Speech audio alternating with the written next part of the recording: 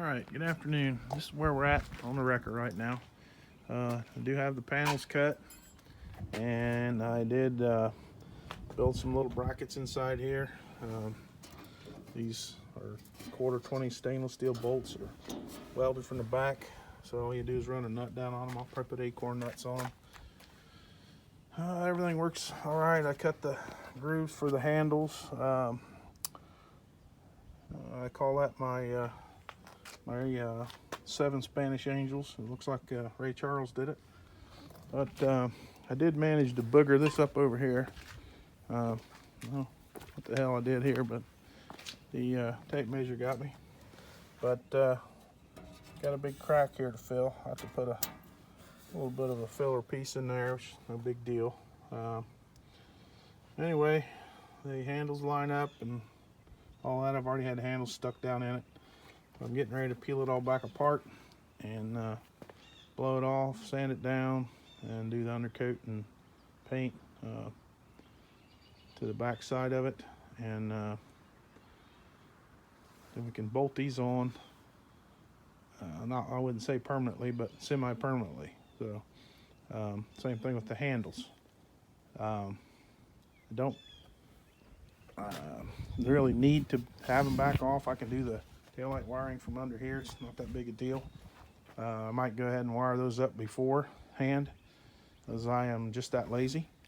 And these out here don't have any bolts in them yet, because I'm not sure if I'm going to leave this bed this wide. It may be an inch wider, maybe an inch shorter, I'm not sure. So no point in putting any brackets out here yet. So you got a bolt there, 2 bolts here, and then you'll have 2 out here. So everything should be all right. I don't give a darn if it's not perfect. Like I said, I'd rather have it like that as one big panel I have to take off whenever I need to if I need to change a hose in the center, I don't have to pull all the knobs and all that just to get to it. So that's my reasoning. It would look nicer. So you give up functionality for form, I guess, but vice versa. I'm just not that crazy about how it looks.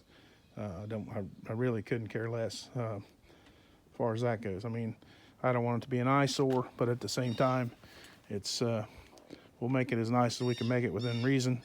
But it doesn't make you a damn bit of more money if it's a show truck or if it's just a good functioning truck. It pays the same. So and you worry a lot less about scratching it, or I will abuse this thing in order to get a job done. I don't take it out and try to tear them up, but if I'm pulling on something, I'm going to get it out or probably break something. I don't have it in me to quit when I'm trying to get a winch out done or whatever. I won't try to tow something that's grossly overloaded. I'm not going to say I haven't overloaded my truck before, but normally I stay within safety there. Anyway, that's where we're at. This has took a lot of time, and it could be a nicer job, but I'm cutting this aluminum. I don't know if I ever said anything on the internet, but if you ever need to cut this stuff, this is diamond tread aluminum. The best way I've ever cut this is everybody wants to use a cut-off wheel or a saw blade, a reciprocating saw, or a I don't know, plasma cutters, whatever. But honestly, the best thing I've ever used is a cheap carbide circular saw. Right there is what I used. And until I hit that pinch bolt right there, see where I put a big nick in the top of it, it cut pretty clean. But it's just me, and I had my 11-year-old daughter out here helping me, and we're clowning more than we're working, so it got away from us, and we got into that right there. So other than that, no big mishaps. But if you ever need to cut any of that, and I have honestly cut an emergency squad apart with one of those saws. I can take 2 or 3 Sawzall blades in one of those old saws there with a couple cheap blades, and you can literally just riddle an aluminum truck bed. So, you know, I don't tell you that you should do that, but it can be done, and I'm sure it's not recommended or considered safe. So, if you iron cut your fingers off, I'm telling you, you probably shouldn't do it. But I do it all the time, and you know, that's on you. So, anyway, little disclaimer. Looks like I ain't got anything excuse now but to blow this thing off and do a little grinding and maybe scaling and see if I can get the backside of this thing ready to spray some kind of coating on.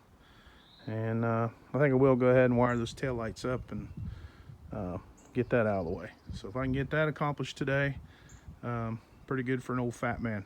So thanks for watching, and if you can, like and subscribe. You know, 20 years from now, might get enough money out of this to buy a new drill bit or something. So, all right, have a good one.